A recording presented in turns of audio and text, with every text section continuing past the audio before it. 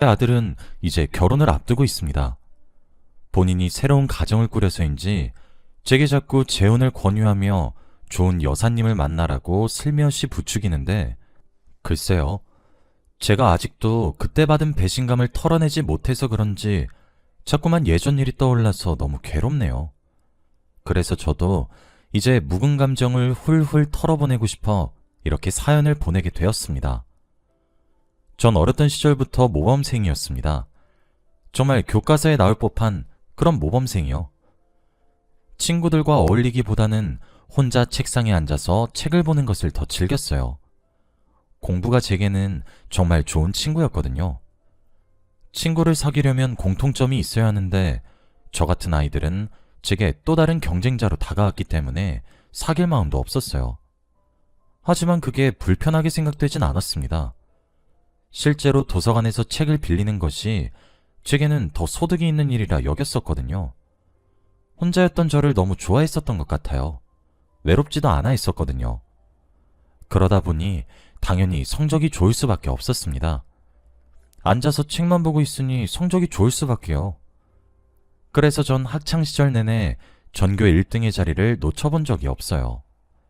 그때는 전교 학생들을 다 합치면 몇백 명이 웃을 정도로 사람이 많았잖아요. 전 그렇게 부모님의 어깨를 으쓱하게 만드는 자랑스러운 아들이었습니다. 하지만 문제는 제가 대학에 입학을 하면서 겪게 되었습니다. 저는 당연히 우수한 성적으로 우리나라의 가장 최고의 대학에 입학을 하게 되었어요. 대학에 가니 사람들과 어울리는 것도 어찌 보면 스펙을 쌓을 수 있는 길 중 하나더라고요. 친구들을 사귀어야 했고, 술자리도 가야 했고, 함께 모여서 발표를 해야 했고, 그런 것들이 제게는 정말 어렵게 느껴졌고 힘겹게 느껴졌습니다. 이제껏 해보지 못한 일들이라 그런지 너무 힘이 들고 진이 다 빠지더라고요. 매일매일이 너무 스트레스의 연속이었습니다. 누군가 그때 그랬어요. 군대 가면 사람이 달라진다고 말이에요. 그래서 바로 입대를 신청했습니다. 그 말이 정말인 것인지 그렇게 합숙 생활을 군대 시절 내내 하다 보니 어느 정도 저에게 눈치란 것이 생기긴 하더라고요. 군대라는 특수한 경우여서 제가 배울 수 있었던 것 같기도 합니다. 그렇게 저는 전역을 했고 복학을 했었죠. 그때부터는 저 아닌 다른 누군가와 무엇을 함께 한다는 것이 그리 어렵게 느껴지진 않게 된 것 같아요. 그렇게 하나둘씩 제게 필요한 스펙을 쌓았고 전 졸업 이후에 좋은 외국계 기업에 취직을 하게 되었습니다. 아무래도 외국계 기업이라 그런지 근무 환경도 조금 한국 사회에 비해 자유로운 편이었어요. 당시에 청바지를 입고 출근을 해도 복장 지적을 당하지 않을 정도였거든요. 그리고 성과만 어느 정도 보장이 된다면 복지도 괜찮았습니다. 그렇게 저는 학업도 직업도 회사도 모든 토끼를 다 잡았어요. 하지만 제가 하나 잡지 못한 토끼가 있었죠. 그건 바로 연애였습니다. 사회생활은 그래도 어찌저찌 잘 해나갈 수 있었는데 여자를 만나는 것은 여간 쉬운 일이 아니더라고요. 중간중간 저를 좋다고 따라다녔던 여자들이 몇몇 있었지만 제게는 부담처럼만 느껴졌었거든요. 그래서 자연스럽게 아무도 안 만나게 되더군요. 제가 점점 나이를 먹어가며 결혼 정년기의 나이가 되어가자 저희 부모님은 그제서야 걱정을 하기 시작하셨습니다. 그 전까지는 제가 학업에만 열중하고 이러는 모습을 자랑스럽게 여기셨었는데 결혼할 나이가 되어가니 여자를 좀 만나고 다니라며 저를 아주 들들 볶기 시작하셨죠. 근데 그게 어디 제 맘대로 되는 일인가요? 부모님 말씀을 제가 들은 채도 하지 않으니까 부모님은 선자리를 자꾸 가져오셨습니다. 이러다간 제가 결혼을 못하고 평생 혼자 살 거라고 생각을 하셨나 보더라고요. 부모님 등살에 못 이겼던 것이 반, 저도 점점 결혼을 해야 한다는 조급함이 또 반. 전 그렇게 수십 번의 선자리에 나갔습니다. 그러다 현재 이혼한 아내를 만나게 되었어요. 편의상 아내라고 칭하도록 하겠습니다. 아내는 학벌도 직업도 그렇게 좋은 편은 아니었습니다. 그런데 제가 아내를 선택했던 이유는 정말 착하고 고운 심성, 그것 하나였어요. 저는 교회에 다니고 있었는데 하루는 신앙심이 깊은 여자분이 새로 오셨습니다. 저의 엄마 눈에 들었고 그렇게 선을 보게 된 것이죠. 그렇게 만나게 된 아내는 참 조용하고 여성스러운 성격을 가지고 있었습니다. 항상 말을 할 때도 조근조근하게 차분하게 말을 했고 조신한 그런 매력이 있었어요. 전형적인 현모양처 아내처럼 말이에요. 우리 두 사람은 그렇게 2년이 조금 넘는 시간 동안 연애를 했고 슬슬 결혼 이야기가 오고 갔습니다. 그러다 아내의 뱃속에 아들이 태어난 것이었죠. 저와 아내는 부랴부랴 결혼을 하게 되었습니다. 그리고 아내는 결혼과 동시에 일을 그만뒀고 전업주부로 전향을 했어요. 저 혼자 외벌이를 해도 저희 가족들 모두 먹여 살리고도 남았거든요. 저는 결혼과 동시에 아내에게 모든 경제권을 넘겼습니다. 남자인 저보다 돈을 잘 모으겠지 하는 생각으로 말이에요. 그리고 그것이 제게 일어난 비극의 첫 단추였죠. 아내는 무척이나 따뜻한 아내가 되어주었고 아들에겐 자애로운 어머니가 되어주었습니다. 제게 아침을 매일 차려주었고 집은 항상 청결하고 깨끗하게 유지가 되었죠. 출근을 하는 아침마다 아내는 현관문까지 따라 나와 제게 뽀뽀를 해주며 배웅을 하기도 했고 점심에 먹을 도시락도 정말 갖가지의 기술을 더해 파는 것처럼 종종 싸주기도 했어요. 야근을 하는 날에 아내가 도시락을 싸서 오면 정말 어깨가 으쓱했죠. 결혼을 정말 잘했다고 느꼈던 순간이 정말 하루 이틀이 아니었어요. 저희 부모님께도 어찌나 잘하는지 어머님, 아버님 하며 생글생글 웃고 그러는데 너무 예뻐 보였습니다. 우린 그렇게 단란하고 화목한 가정을 꾸리게 되었고 둘째도 곧 가질 수 있게 되었습니다. 저는 너무 행복하다고 스스로 생각했고 그렇게 믿었어요. 전 제 인생이 그렇게 완벽하게 살고 있다고 한치의 의심 없이 믿었습니다. 결혼 생활의 문제는커녕 너무 행복해서 탈이었죠.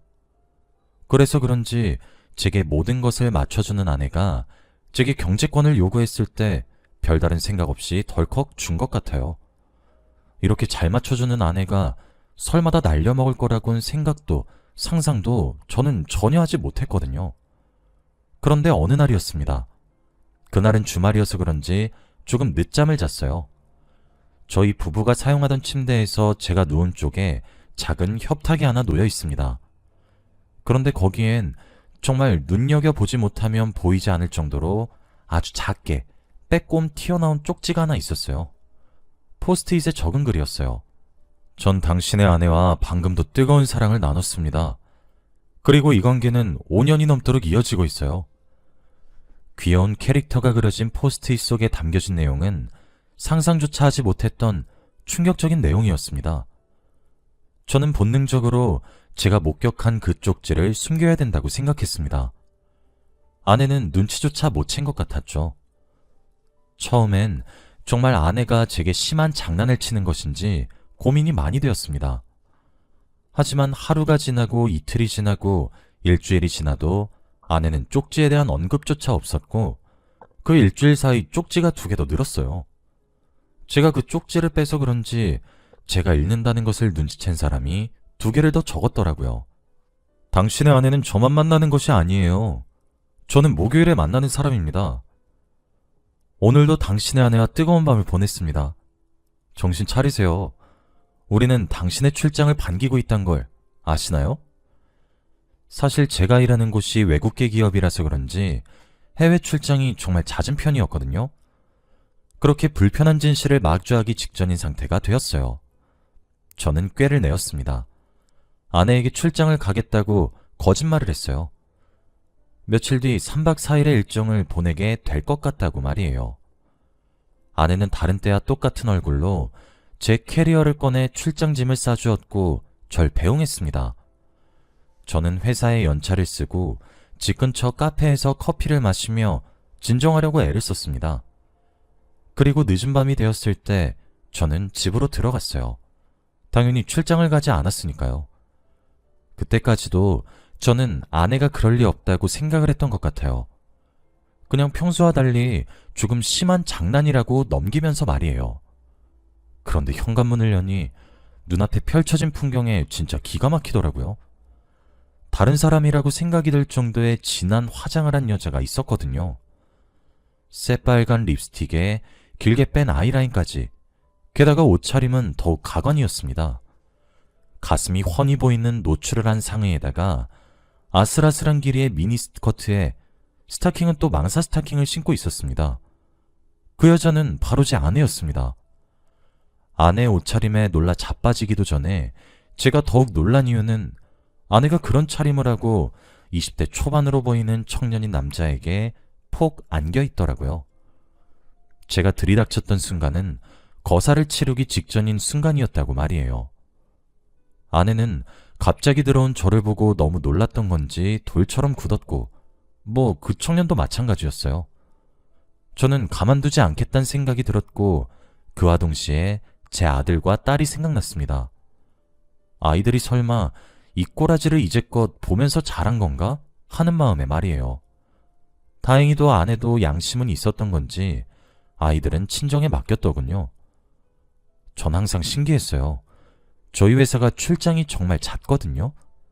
짧게 다녀와야 2박 3일 또는 3박 4일 수준이고, 사실 한 달이 넘도록 머물러야 하는 경우도 왕왕 있었습니다. 그런데 제 직장 동료들은 아내들이 출장이 너무 잦다고 투덜거리고 그런다고 하더라고요. 하지만 제 아내는 출장이 있다고 하면 제게 고생이 많다고 오히려 걱정을 해주면서 항상 건강을 먼저 챙기라고 했었어요. 저는 그게 제가 없는 사이 집에 남자를 끌어들여서 놀아날 생각에 제 출장을 반겼을 거라곤 감히 상상조차 못하고, 제 아내가 정말 따뜻한 사람이라고만 생각을 했던 거였죠. 제가 아이들의 방문을 열어서 아이들의 존재를 확인한 사이 그 청년은 그 틈에 아내를 버리고 도망을 쳤더군요. 화가 폭발한다는 느낌이 바로 그런 것이구나 했습니다. 아내는 바로 무릎을 꿇었습니다. 제게 손을 싹싹 빌면서 미안하다고, 홧김의 실수였다고 횡설수설 변명하기 시작했어요. 현모양처라고 철석같이 믿었는데 애들까지 내팽개치고 진짜 미친 건가 싶었어요. 근데 그런 모습을 봐도 그동안 아내가 해온 모습들이 있어서 그런지 제가 직접 목격을 하면서도 안 믿기더라고요. 그런데 비극이 거기까지였다면 얼마나 좋았을지. 당연히 제 비극은 그때부터 시작이었습니다. 싹싹 비는 아내에게 휴대폰을 가져오라고 했어요. 당연히 아내는 주지 않겠다고 버텼어요. 저는 지금 주지 않으면 여기 처가댁이고 본가고 다 불러서 한판 버리겠다고 으르렁거렸고, 버티는 아내를 거의 던지다시피 내치고 휴대폰을 빼앗았습니다. 아내는 정말 기를 쓰고 버텼고 제게 내쳐지면서도 휴대폰을 사수하려고 하더라고요. 그 몸짓에 무조건 무언가 있다고 생각을 하게 되었습니다. 당연히 제가 남자라 아내에게 힘으로 밀리지 않으니 아내를 저지하면서 휴대폰을 켰어요. 그때 아내는 거의 동물 소리를 내면서 사색에 질려 절규하며 저를 뜯어 말리려고 애썼고 절 핥히기 시작하더군요. 아내의 휴대폰은 판도라의 상자와도 같았습니다. 아내에게는 저를 제외한 5명의 남자가 있었어요. 제가 주말에는 보통 가족들과 함께 시간을 보내려고 하는 편이었어요. 평일엔 제가 일을 하는 것이 너무 바빠 아이들과 시간도 잘 못 보내고 그래서요. 그래서 그런지 평일을 요일별로 다른 남자를 만나면서 보냈더군요. 월요일부터 금요일로 저장된 5 남자로부터의 연락을 보니 진짜 기도 안 차더군요. 아내는 제게 모든 것을 들키고 나니 망연자실해 하더군요. 사실 아내가 다른 남자와 바람만 폈으면 다행이다 싶었습니다.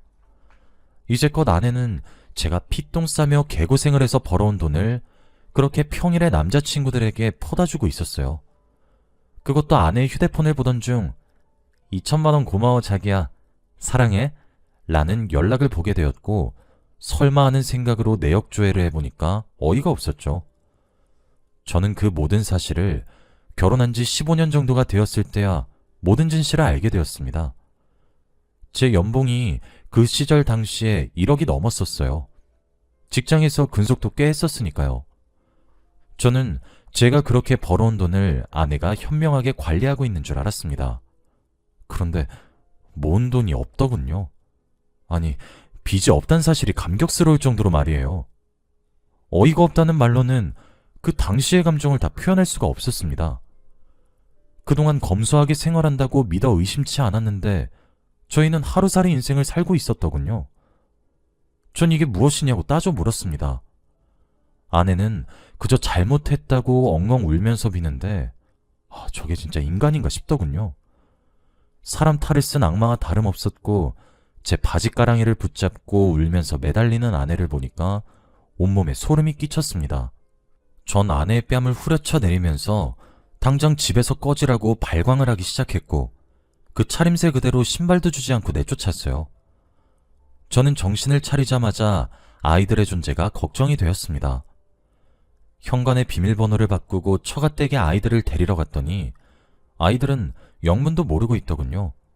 그나마 불행 중 다행이라고 생각했죠.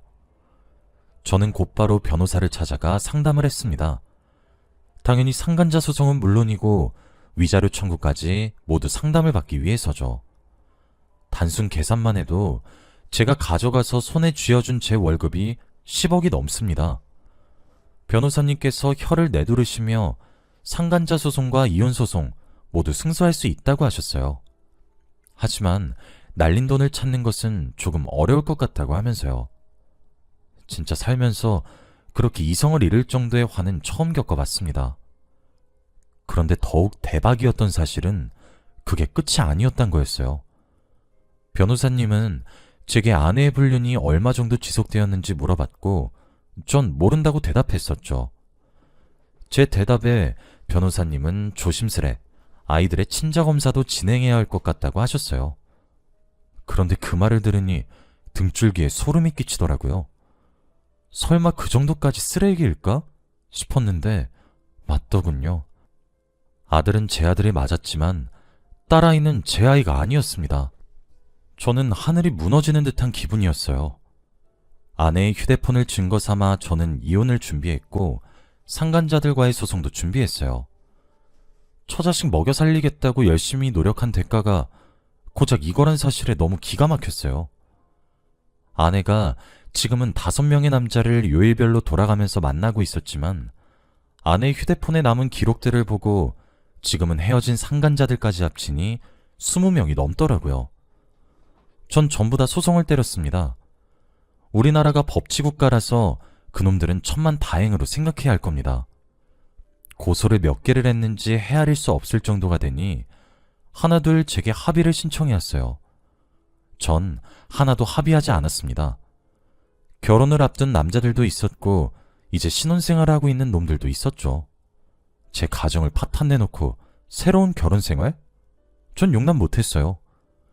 당연히 그 20명이 넘는 모든 놈들이 2천만 원에서 3천만 원까지의 위자료를 내야 했고 전 그 사실을 그놈들이 다니고 있는 회사에도 법적으로 알렸습니다. 월급을 가압류를 거는 방식을 통해서 말이에요. 그래서 그런지 20명 중 10명은 추후에 이혼을 당했다고 하더라고요. 제게 욕설이 가득 담긴 연락을 몇 명이 왔길래 그것도 협박죄로 고소했어요. 사람이 일을 한 번 가니까 정말 무서워지더군요. 딱 한 사람 합의했네요. 목요일 남자 한 사람이요. 그 사람도 제 아내랑 노란한 점은 똑같았는데 제게 알려줬으니까요. 제가 변호사님을 통해 물어보니 원래 아내가 결혼 전 만났던 전 남자친구였어요. 돈이 많고 집안이 좋은 저를 선택하면서 자기를 버렸다고 인생을 망가뜨려주고 싶어서 불륜을 저지르게 했다고 제게 정말 미안하다고 했다고 하더라고요. 그 남자는 합의금으로 제게 1억을 건넸고 전 그걸 받아들이면서 그 사람의 고소만 유일하게 취하를 했습니다. 사실 위자료로 제가 잃은 돈의 대부분을 메꾼 것 같기도 해요. 당연히 아내는 고소를 당했고 전 처가댁이고 저희 집이고 가릴 것 없이 다 폭로했습니다. 저의 부모님은 다른 모든 사실보다 딸아이가 제 핏줄이 아니란 사실에 뒷목을 잡고 쓰러지더군요. 아내는 그제서야 깊은 후회를 하는 듯 했습니다. 아마 제 생각에는 일탈이 걸리지 않고 계속 이어지니 더욱 커다란 쾌감과 자극을 원했던 것 같아요. 그렇게 더 자극적인 것을 느낄수록 브레이크가 고장난 자동차처럼 스스로는 멈출 수 없는 상태였던 것 같았죠. 저는 이혼 소송을 진행하면서 딸아이의 친생자 부인의 소송도 함께 했습니다.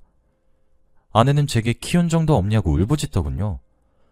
제 딸아이도 제게 버림을 받게 되니 절 붙잡는데 참 가슴이 찢어지는 듯 했어요. 애가 무슨 죄인가 싶더라고요. 그런데 그렇게 치면 저는 무슨 죄인가요? 저는 그렇게 이혼에 성공했고 아들만 데려와 키우기 시작했습니다. 아들이 사춘기를 겪는 그 시절에 그딴 짓을 벌인 제 아내 때문에 아들은 정말 방황했습니다. 겨우 마음을 가다듬어 자리를 잡고 지금은 행복하게 해주는 며느리를 만난 것 같아요. 정말 믿었던 가족에게 그런 일을 겪어서 그런지 현재 아들의 결혼을 앞두고 아들이 재혼을 권하는 상황이 달갑진 않아요. 아내와 이혼 후 아들은 그런 여자를 엄마로 두고 싶지 않다고 말을 하고 다녔습니다. 실제로 곧 있을 결혼식에도 아내는 부르지 않았어요. 아들도 그 이혼 이후에는 그냥 엄마가 돌아가셨다고 얘기를 하고 다니더라고요. 그 심정이 참 뼈저리게 이해가 되었죠. 아내는 뻔뻔한 건지 낯짝이 두꺼운 건지 아들의 결혼 소식은 어떻게 들은 것인지 저와 아들에게 연락이 옵니다. 아들은 질색팔색하면서 화를 내긴 하지만 말이에요. 저도 이제 하나뿐인 아들마저 결혼시키고 나면 저 혼자 어떻게 살아가려나 걱정이 되긴 합니다. 저도 좋은 사람과 함께 평화로운 노년을 보내고 싶은데 할 수 있을지 잘 모르겠네요. 여기까지가 제 이야기였습니다. 제가 이 상처를 이겨내고 새로운 사랑을 할 수 있게 많은 응원 부탁드립니다.